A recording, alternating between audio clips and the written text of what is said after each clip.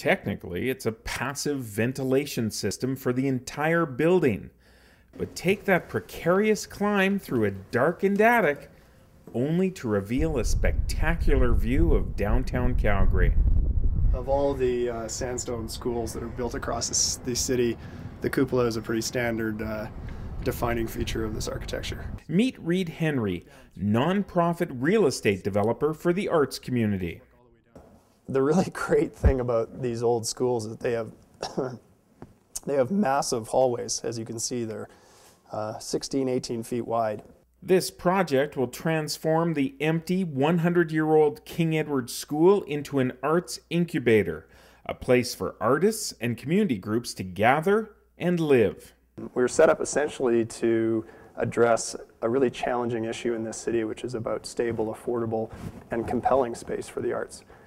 So it's really about trying to figure out what kinds of spaces are required to have the arts sector thrive, not just survive in this city. Calgary actually needs probably 3 or 4 projects like this over time. Terry Rock is president of the Calgary Arts Development Authority, who along with the Calgary Foundation are behind the Arts Incubator. Yeah, it's been proven around the world that this kind of project can work. Because of the private investment, the public funding is much lower than it would typically be. The operating costs work really well, so there isn't that problem of how you're going to keep the lights on over time. The partners bought the King Edward site for $8 million, plan to spend up to $21 million more to renovate it, and then sell part of the land to private developers to help pay for it. We're restoring the symmetry of the building and adding back a wing that was taken down in the 1970s.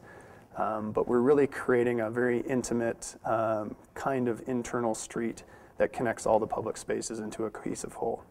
So it's really going to be fabulous. When it's done, there will be affordable space for arts and community nonprofit groups, rehearsal and gallery space, even affordable artist housing complete with studio space. Part of our mission is to deliver affordable housing, specifically for the unique needs of artists in the city. Artists don't need to thrive in crappy spaces. We as a city, we're becoming big enough and cosmopolitan enough that I think we need to treat our artists and our great social innovators and our arts nonprofits and give them spaces that respect their missions and support their practice.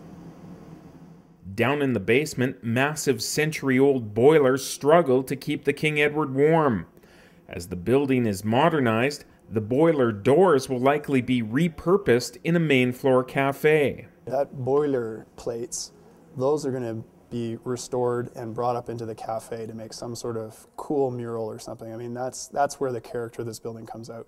This isn't the first time Calgary Arts Development has tried to buy the King Edward for an arts incubator. There have been private developer interests in the school as well. But now there's a confidence and community support for Reed Henry's plan. So we're here as an intermediary. I don't run a theater. I don't want to run a gallery. There are lots of arts organizations who do it and do it well. What we do is the real estate end. There's not a lot of capacity in the community to do complex projects. It's hard to fund. It's hard to get the political will. What we do is aggregate the demand across the city and create really compelling spaces that supports the needs of artists and arts organizations, but also delivers a really compelling community project. Rick Donkers, CalgaryHerald.com.